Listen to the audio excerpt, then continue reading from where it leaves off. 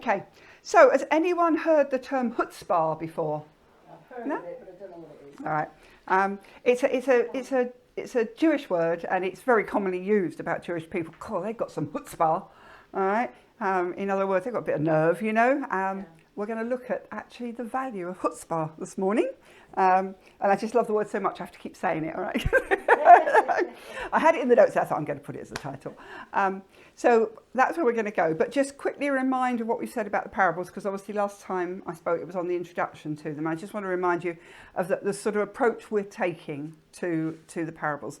So first of all, just to remind you that there's the process of the Haggadah story that we talked about. So it starts with an opening statement or some sort of introduction.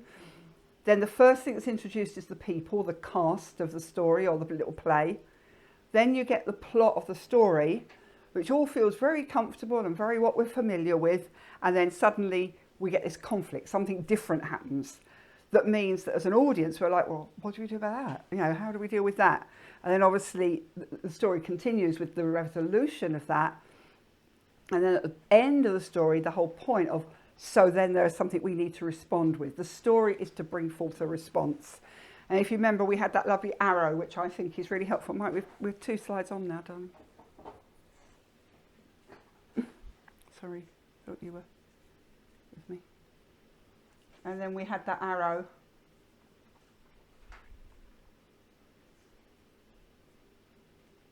The next slide. Right. So then we had the arrow, if you remember, which was to remind us that although there's lots of little bits to the story that we can see, the message that's coming to the people has a specific point, and it requires a specific decision at the end. So one of the things we can easily do with the parables, and we have to be careful we don't, is we can start taking all the little bits and making them mean something, when actually we have to look at the story. It's about the story, all right? It's not a collection of metaphors and similes. It's a story to tell a message, and there is a difference between that. So I just want us to remind ourselves of that as we go into looking at this week's 2 parables. So we're going to start looking at 2 parables. And I want us to remember that we want to get drawn into this story. So as I'm telling the stories, we're looking at the story, try and imagine it happening. Try and imagine yourself being in it, because that's what would happen. As Jesus was telling it, the people would have been imagining being there, because that's what a story is all about. You imagine yourself there. And we talked about that last time, didn't we? Those of us who are great novel readers, we end up, I'm living in Second World War at the moment, because the novel I'm reading is in the Second World War. And I have to sort of bring myself back out of it to real life when I finish reading. And so we need to get insight this morning into what this story is telling us about God's character, because the purpose of parables is to reveal God to us. So what is this telling us about God? And as a response, therefore, us. Okay? And what we're going to look at this morning are 2 parables which we call contrast parables. In other words, these 2 parables have the same approach. We're looking at 2 because they're very closely related to one another, not only in the sort of word pictures that they use, or the humour that's in them. They're very funny, both of these parables we're going to look at this morning. But they have the same major message in them. They are actually looking for the same response.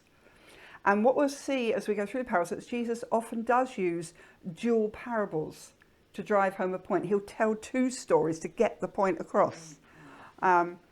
And actually in the earliest sources of the gospel record, there's actually very strong evidence to support the use of partner illustrations that reinforce each other in parallel sayings and parables. So they have very much the same outcome. They might have the same sort of story. And as we look at the parables, we're going to see those partner parables. So today, if you think about it, there's the lost parables. They run one after the other, all about lost. That's probably where we'll go next. All right, they all talk about something that was lost. Then you have like the master parables. There's a master that does this, or an owner that does that. They're similar parables because they've got a similar message to make. They're revealing similar things about God and how we should respond. And so these two we're looking at today, I call the persistent prayer parables. All right. Now, the problem with prayer is actually God. You see, I think the great barrier that many people face during prayer, it's not actually the words they need to say or the liturgy. They can pick up something and repeat it, yeah? But what they struggle with is the way to understand the nature of God in prayer. And so a lot of the reason that people find it hard to pray is because they don't really know who they're praying to. They don't really know the nature of the person they're praying to. They understand they're meant to pray. And it's one of the reasons that as a house of prayer, we teach so much on the nature of God. Because you can't pray to someone you don't know. You can say lines, you can join in with stuff, you can give lists, but if you don't actually know how he's going to respond to all that, you don't really know what you're doing. And so the purpose of these two parables is for us to understand who God is. And so in order to challenge the concept of how people were seeing God, Jesus employs these humorous stories or parables to make his listeners redefine their view of God's character so that they will pray in a way that God would have us pray. All right? So that's the purpose of these parables, is for us to get a grasp of the nature of God so that we pray to the person that we've now got a greater revelation of. And the reason they're considered contrast parables, both of these, is because in the parables there's very exaggerated behaviour, which is why they're quite comical. And this is the parable of the friend at midnight and the persistent widow, yeah, that keeps on. And in them we see these characters who are they are almost comical because they're so exaggerated. But that exaggeration is as a role reversal. So the idea of these parables is that the exaggerated behaviour in the story is the opposite to who God is. And they actually were very Jewish in their nature, because they fit in with this Jewish principle of the light and the weighty. So you make very light of something to then demonstrate how heavy, how weighty the response is. The Hebrew words for that are kal v'choma. I can never say my Hebrew very well. So on the light side, you've got kal, all right? So that's the light, and then choma is the weighty. So on the light side of these parables, we've got the person. If a person will respond to the persistent demands of a friend, or if a corrupt judge will be moved to act on behalf of a widow, only because of their constant annoying him, then on the weighty side, how much more will God answer the prayers of his people? So it's not that there's like this understanding that Jesus is using this exaggeration to make people go, well, that's not right, for him to then say, yeah, but God is like this, okay? And in fact, the rabbis in the early literature often use this principle in interpretation by saying, which actually means how much more. So you tell this exaggerated story, and then you say, how much more will God? All right. So it's actually, Jesus is actually using a Jewish way of telling story here. He's using a Hebraic way of telling story. And I think it's quite interesting to understand that this isn't Jesus being really clever. This is Jesus using the Hebrew way of teaching, which the people would have been familiar with. So when they start to see these characters are highly exaggerated, they're going to be going, well, something's got to... There's obviously something on the other side of this. They would have known that as they were listening to the story and enjoying it, all right? Whereas people do get caught up in saying, well, God's like this judge, and God's like, they can't say, well, why would Jesus bother with that story? Why do it like that? Why not tell the story that shows God as he really is? Well, because he's using a Jewish principle of bringing people into a humorous story to get them to expect something different, okay? And so these cartoon images are very much what he's using. I mean, it's absurd, isn't it, to suggest that God will behave like an unjust judge or like a friend that turns you away. We know he's not. We know that the Lord is merciful and full of grace. So as we look at the stories, what we're going to recognise is that God is the opposite of a bad friend or a corrupt judge. So Jesus is teaching about prayer, because he's talking about coming and speaking to. All right, so that's prayer. And in illustrating the nature of God, he is pulling out that God is a good friend, that he's a righteous judge, that he's not like these comical characters. As a friend, he's trustworthy. As a judge, he's fair. God is unlike human beings, who in their weaknesses are consumed by their self-interest and show little concern for other people. In other words, he's going to put in these stories, he puts before the people characters that they would recognise from the fallen nature of who we are, to contrast it with the higher nature of who God is. What he's basically doing is showing them what God is not like in the story, so that Jesus can teach his listeners what God is like. Okay, so let's have a look at them. The first one is the friend at midnight, which we find in Luke 11. And we'll look at the text in a minute. But the opening context of this is about hospitality. It's about providing for a friend that comes to visit. Now, it's very interesting, because when I'm visiting Lebanon, one of the first things that I noticed, I quickly realised about this Middle East culture, is there's a very high value placed on hospitality. It's absolutely critical. Everyone's home is open to whoever should visit. You don't have to have an invitation. You just turn up. Home, you are expected to have in store what is needed should someone turn up at your home. Yeah. You've always got stuff there to provide for them, which is why what's happened in Lebanon, of course, it's really hit the culture, because people can't get food, which means they can't be who they're supposed to be. It's interesting, isn't it, how if this place got, if we get hit with financial need that rocks our mortgages and our loans, so we can't have our homes and our cars because we value the things, yeah?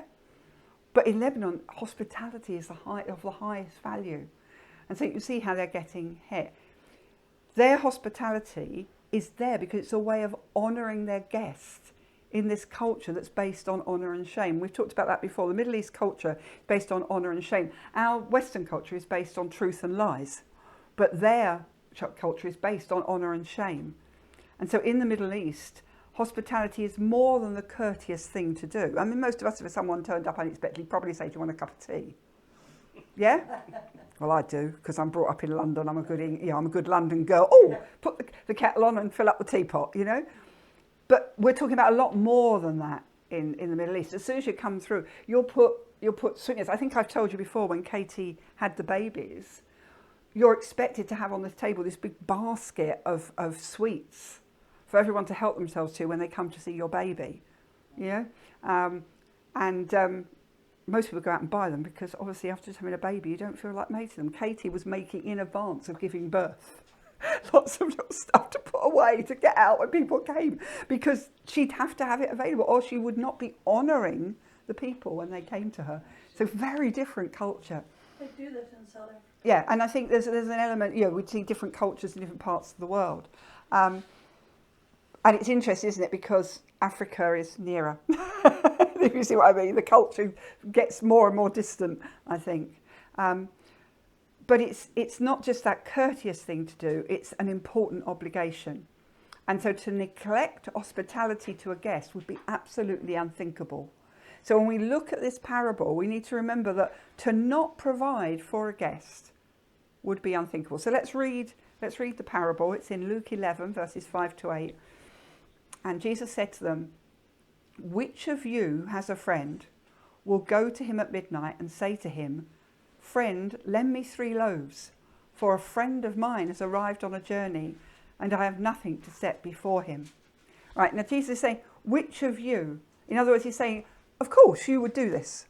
All right, that's an of course. This is not well, which of you? I mean, I think sometimes we read to think, well, why would anyone go and do that? That's not what he's saying. He's saying, which of you, come on, get into the story. You would all do this. This is something that's familiar to you.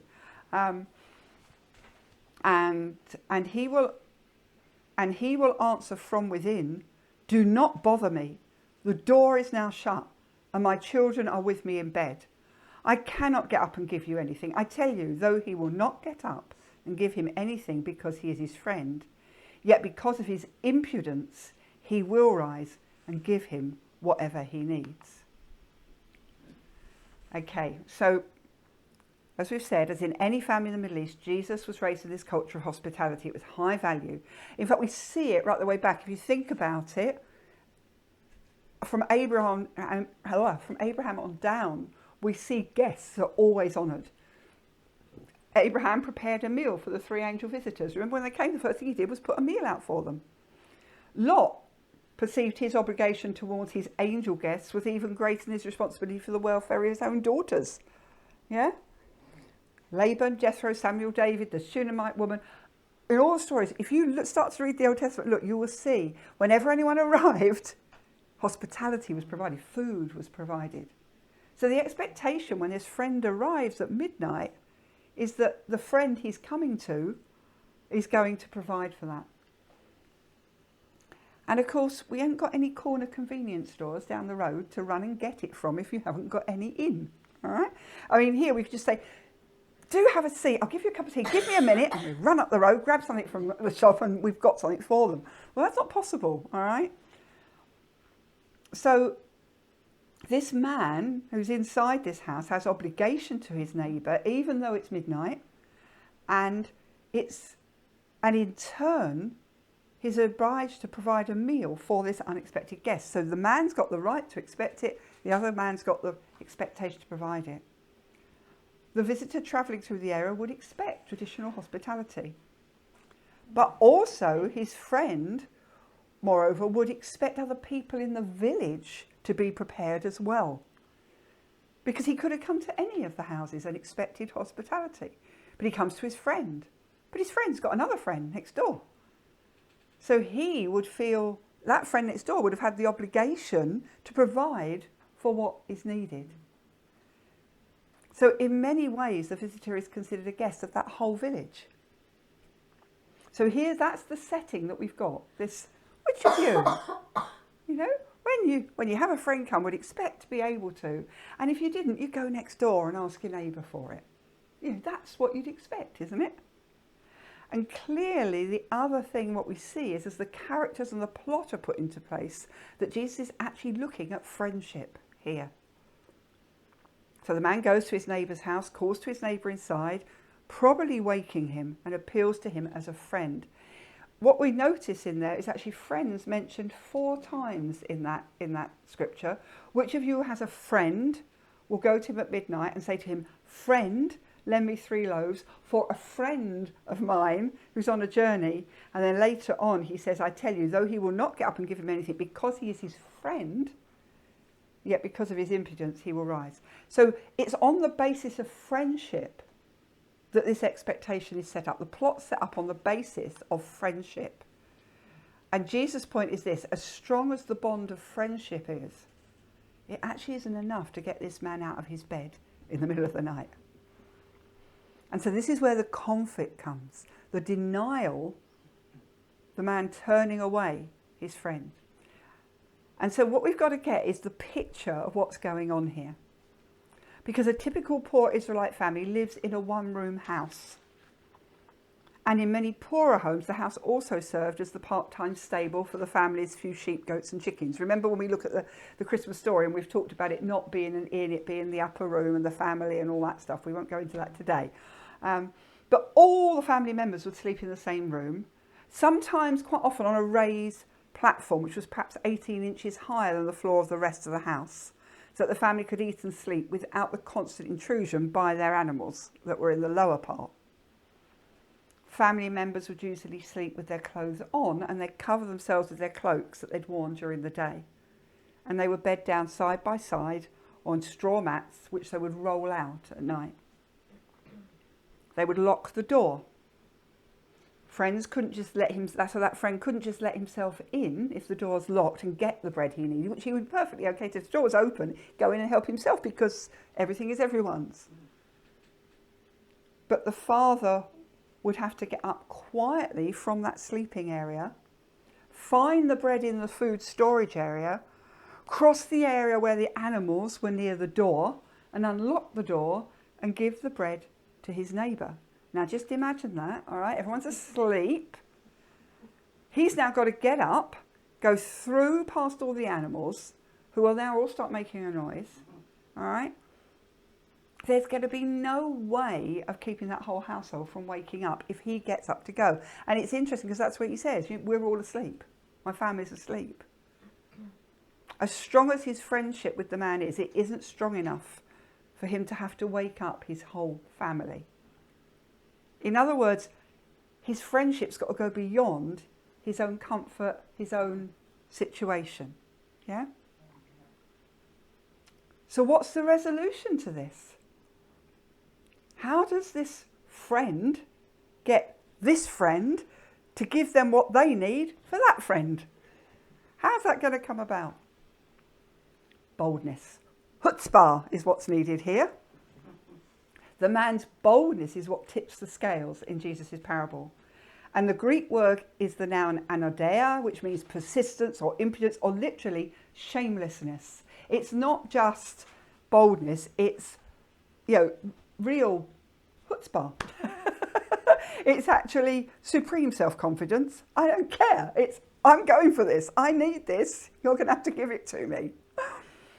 And the Jewish people are so famous for their chutzpah. That word has actually transitioned, and you hear it used. I mean, Mike and I both knew the word beforehand, and I didn't really know the fullness. But it basically means one who's got, as we would say, the cheek or the guts to stand up for what they believe is rightfully theirs. That's what it means.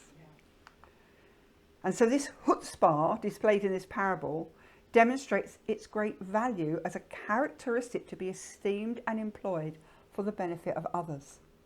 What Jesus is showing here is go for it when you need it for someone, you need to go for it. Now you're already beginning to see where the prayer room's coming into play here, all right? We stand in the gap for people who need something. We have to have chutzpah to go for it.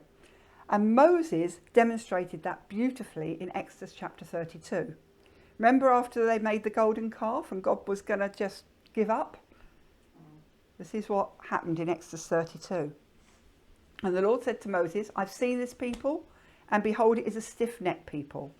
Now therefore let me alone, that my wrath may burn hot against them, and I may consume them, in order that I may make a great nation of you. Right? There's the friend going, that's it, I've had enough. I'm not coming. I'm not responding. But Moses implored the Lord his God and said, O Lord, why does your wrath burn hot against your people, whom you have brought out of the land of Egypt with great power and with a mighty hand? Why should the Egyptians say, with evil intent did he bring them out, to kill them in the mountains and consume them with the face of the earth?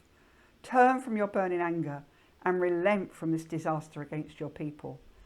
Now we go, Moses, holy God, what do you think you're doing? Well, I'm showing chutzpah. I'm not giving up for these people because these people matter to me. And I know they matter to God. And I want to make it clear that I understand how God really feels about these people. Moses' love for the people constrained him to implore God on their behalf. He demonstrates extreme boldness in prayer. And God responds. And he saves them. He doesn't wipe them out. And so we see Jesus' positive response to similar boldness in the Gospels. People press through. On several occasions, Jesus responds to someone who displays strong-willed determination. And what he says is, your faith has saved you. Yes. You consider the friends who made a hole in the roof and let down their friend, yeah? Or the woman who pressed through the crowd to touch the hem of his garment. Or the woman who broke into Simeon's house to pour the oil over him. All of them showing great chutzpah. And Jesus equates it to faith. We demonstrate faith through persistence prayer. That's what we're seeing here. The point of the parable, of course, is the importance of that persistence, of never giving up, a God who wants us not to give up and will sometimes hold back until we press in. But Jesus' expression, because of the man's shamelessness, really is remarkable, I think.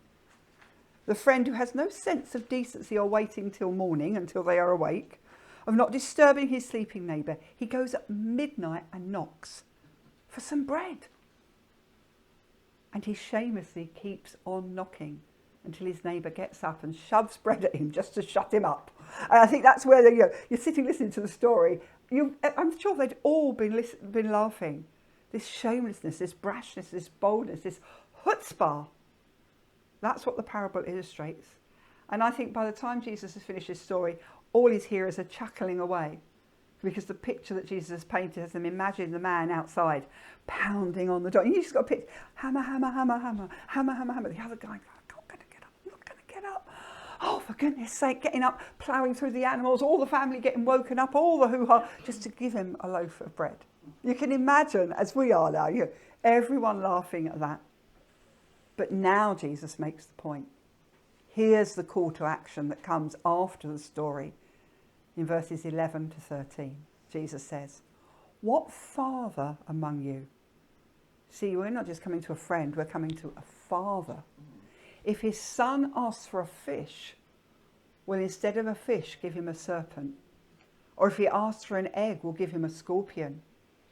If you then, who are evil, know how to give good gifts to your children, how much more will the Heavenly Father give the Holy Spirit to those who ask him? Jesus then goes on and gives these three words. Ask and it will be given to you. Seek and you will find. Knock and the door will be opened to you. 3 word pairs that have to do with prayer. And each pair, the first is the action and the second is the result.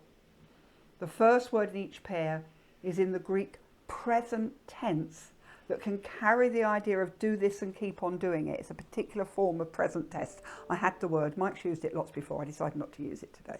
But it means that word, those active words, they're to do and keep on doing.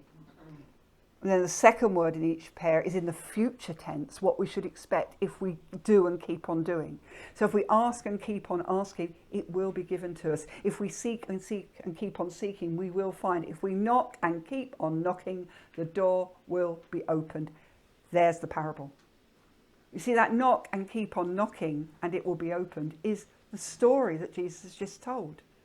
So these 3 word pairs, they're actually not designed to express something different. They're an example of what the Hebrews called synonymous parallelism. In other words, they sit side by side and mean the same thing, is what that means, all right? Each reinforces the other one. So we're encouraged to think of our seeking from God, so our petitions, as asking, finding what eludes us, seeking, and obtain an audience with the person inside means it's opened. So we come and we ask and we seek for what is of God, and then we get this audience with him. That's the nature of prayer. It's really interesting, I think. Each of these 3 statements are ways of talking about prayer without ceasing. And we're to pray shamelessly, if you will, all right? In season and out of season, not flagging in our prayers until we receive the promise or until God answers or directs us to pray differently. Because we ask and we seek. So in our asking, we're seeking what God is desiring, and in that we come into that place with him. You don't ask without seeking what God is desiring. All right? And often we find, don't we, in the prayer room, as we start to ask, we sort of adjust slightly what we're praying as we get a greater revelation. You know, the prayer room is such a picture of this, of us coming to ask and then to seek and then to not and encounter God in it all, because we go out of the room going, met God in there, because we didn't give up, because we're still going week after week after week. And the same is true of the persistent widow, which is usually the parable that I use to describe the house of prayer. So we're going to look at that, and we've looked at it quite a lot, so I'm just going to, we probably won't take quite so long on that, because the first one's helps to establish this whole idea of Hutzpah. But Luke 18, 1-8 says, and he told them a parable to the effect that they all were always to pray and not lose heart. He said, in a certain city there was a judge who neither feared God nor respected man. And there was a widow in that city who kept coming to him and saying, give me justice against my adversary. For a while he refused, but afterwards he said to himself, though I neither fear God nor respect man, yet because the widow keeps bothering me, I will give her justice, so that she will not beat me down by her continual coming. And the Lord said, hear what the unrighteous judge says. And will not God give justice to his elect, who cry to him day and night? Will he delay long over them? I tell you, he will give justice to them speedily. Nevertheless, when the Son of Man comes, will he find faith on earth? And I was loaded that, and I'm not going to do the full whack on it because I've done it before, but we're going to just look at it to get the sense of what we want to get hold of this morning. Luke reveals the point of the parable in advance, that they should always pray and not give up. So Luke tells his readers this is why he told this parable, right? And the word translated always in Greek is the word pantote, which means always or at all times. So it's not just, it's at all times. And the word prayer is the common Greek word for prayer, which means to petition a deity, all right, to come to someone who has that position. So Jesus is teaching continual prayer here. Should always pray, continual prayer, again and again, rather than continuous non-stop. It just means you do it again and again. It doesn't mean you do it without taking a break. It means you do it again and again. And it's that same theme of pray without ceasing that we see in Thessalonians and in Timothy, which were Paul's letters where he encourages that approach, that they should continue, pray repeatedly, time and again. Now, I just want to address something here because I have heard Bible teachers say that once you've asked God for something, it displays lack of faith if you keep on asking for it. You should ask for it once and then that's it, leave it with God. But Jesus obviously isn't teaching that here. He's clearly teaching that we are to continue to pray until we receive the answer. Because that continued prayer is not a sign of little faith, but it's of persistent faith. It's that I still believe you for it. I still believe you for it. We're not going, you haven't given it to me, give it to me. You haven't given it to me, give it to me. We're coming with persistent prayer to say, I believe you will. I believe you will. I believe you will. And there's a difference in the way that we pray. Because the danger is that we get discouraged and we quit praying. And that word translated lose heart in Greek means to lose one's motivation in continuing a desirable pattern of conduct or activity. You know, it's when you start decorating a room and then can't be bothered to finish it. Right? You need to come back and do the next bit, you know. And in this heat, I don't know, I think there's been quite a lot of having to be persistent in something. You do a bit and take a break and you come back to it again, all right? Persistence means you just don't give up. Even though every time you feel like you've done enough, you realise you haven't, you come back at it again, all right? That's what we're talking about here. Jesus is saying, keep praying and don't give up. So that's the context of, we're told the context.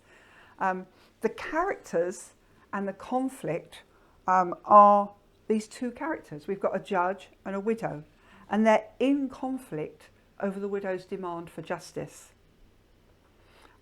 And we're told that this judge didn't fear God. And fearing God refers to having faith in God or recognising that God will judge the sons of men. He has got no, he's a judge, but he's got no understanding that he will one day be judged. He sees himself at the top of the pile, basically. He's got no regard for God's justice. And the word respected in Greek means you show deference to a person, or you have regard for them, or you respect them. And so what we see here is that he had no respect for any other human being either. In other words, this judge is not a man pleaser. He doesn't respect the special needs of the poor and the oppressed. He's independent, or he thinks he is. Obviously he's not. He isn't overly concerned about public opinion. His main concern is with himself. And so this is where we see this caricature, you know, of something that just isn't God. We know that isn't God, all right? So obvious it isn't God. And in verse 6, Jesus actually calls him unjust. He's arrogant, he's self-absorbed, he's unjust, and he's a powerful man facing down one of the weakest members of society, the other character, a widow. And widows had a really difficult place in first century Israel because the wife of a deceased husband had no legal rights. You remember we've talked about that before. She has no legal right to inherit her husband's estate. It goes to his brother or his other surviving male relatives. Sometimes it might go to the children, but then she's dependent on whether the children will treat her with respect or not. A widow is someone who has nothing and is totally dependent on other people. And clearly this widow has been treated out of whatever was hers from her husband. It's been gone to someone else. But she knows that she has some right to whatever's happened. But her judge was obviously on the other side. He was obviously supporting whoever had cheated her. She doesn't have money for lawyers, and she's probably at her wit's end. There's only one thing that we know about her. She's not going to give up. She's persistent. And that phrase, kept coming, indicates repeated or continued action. It was that she kept coming back. He wouldn't deal with her. She'd go and then she'd come back again. She wasn't going to let it drop. She had the right to this and she wasn't going to let it drop. She didn't take no for an answer. He said every time that court was in session, she was there demanding justice to which she was entitled. And so the resolution comes out of just pure expediency. It's not out of the conversion to the legitimacy of the judge, of the justice. The judge gives her attention because she will wear me out. Right? The word that's used in Greek, and I know I'm not going to pronounce this nice, but it's bipopiezo. And it actually is a word used for boxing. It has the meaning of giving someone a black eye. She's going to end up assaulting me. Yeah, or give me one. Now, we don't know whether that does mean that he thought she was going to actually attack him, or whether it actually meant she'd actually attack his good name and he'd lose his reputation. But whatever, her persistence was enough that he feared for his future in the way that she was coming at him. And whatever the fear of things getting out of hand results in for him, he gives in to her demands because now this is getting out of hand and he's going to have to just give in.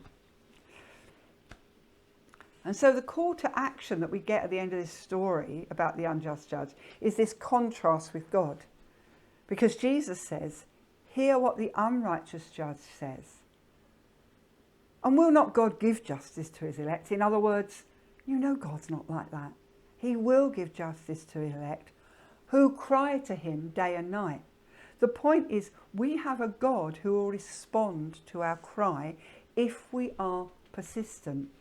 And not just because we're persistent, but that persistence demonstrates our faith. See, what does faith look like? It looks like persistent prayer. It looks like not giving up. It looks like believing God for what he said and believing God for who he is and continually affirming that as we come in prayer. And that's what we do in that room. But it's interesting, isn't it, what he then goes on to say, will he delay long over them? See, the God we serve is a God who vindicates and avenges his people. He does bring justice. We know that when we are wronged or exploited, we can't seek vengeance. Vengeance isn't on the agenda for the Christian. So we've got to go to the righteous judge. Because God doesn't say that vengeance itself is a bad thing. What does he say? It's mine. Vengeance is mine. I will repay, in Romans 12. Our God is an avenging God. He will right every wrong that his people have experienced. Our responsibility is to be persistent in prayer and not give up. To cry out for that injustice. It's why, from the very beginning of the House of Prayer almost, we've had a prayer watch that has been more about the church and the nation and coming to God with need. And the other one has always been about the issues of justice. Exploitation of human beings, abortion, all that sort of thing. We've tended to have those two strands because these two parables actually bring those two things. Where there's need, where someone needs food, where someone needs caring for, or where someone needs justice. We need to be persistent in prayer because both of those God will come through on. So when these two parables are put together, we see faith is defined as tenacious persistence. The person commits all of his or her needs to God in true faith. So instead of seeing Hutzpah, cheek, nerve, having the guts, as something negative, which we often do, oh, they've got a nerve. God sees that as something positive. He sees it as something that says, I've got faith in you, God, and I'm not giving up. Prayer with expectant faith is in that nature of God, can be expressed in persistence and brazen tenacity. Knowing who God is and recognising our place in the divine scheme of creation just builds this solid life of prayer with perseverance because we understand who we are to God. He's our Father. He will give us what he knows is right for us. And if we ask and we seek, so we ask with seeking his heart, and then we knock and we keep on knocking, he will come through. Sometimes now, sometimes tomorrow, sometimes at the end of the age, which is why Jesus' final statement says, nevertheless, when the Son of Man comes, will he find faith on earth? The answer to many of our prayers is at the end of the age. When Jesus returns, will he find people who are still believing God is good, even though the entire world has turned evil? Will Jesus find elect on the earth who will give themselves to crying out day and night, even in the midst of the most intense pressure ever known to humanity? Will Jesus find faith in the heart of his people that God will avenge them? Because that's when he'll do it. That's when God's justice in its fullness will come through. That's when he'll avenge them. Will we believe there's no fault in the judgment of God? So as those living in these present days, as we await the return of our King, there's a call to perseverance in the midst of rising evil on planet Earth. This is a call to not grow weary in prayer. This is a call to remain steadfast until the Son of Man comes. As we gather week by week in that little prayer room, we persevere in prayer. And it often seems weak. It often feels repetitive. And there are times we can feel like giving up. But both these parables show us the high value God places upon our persistent prayers. This is what he wants. This gives him joy. This gives him delight. Because they're evidence of our faith in his goodness and his faithfulness. If a poor widow and a simple friend could persevere, then surely we, the sons of our Father in heaven, empowered by the Holy Spirit, can pray and not give up. And will not God give justice to his elect, who cry to him day and night? Will he delay long over them? I tell you, he'll give justice to them speedily. Nevertheless, when the Son of Man comes, will he find faith on earth? Yes, Lord, in that room, in my life, you will. I'm not going to give up. And so, our final little message for this morning. Persistent prayer until he comes.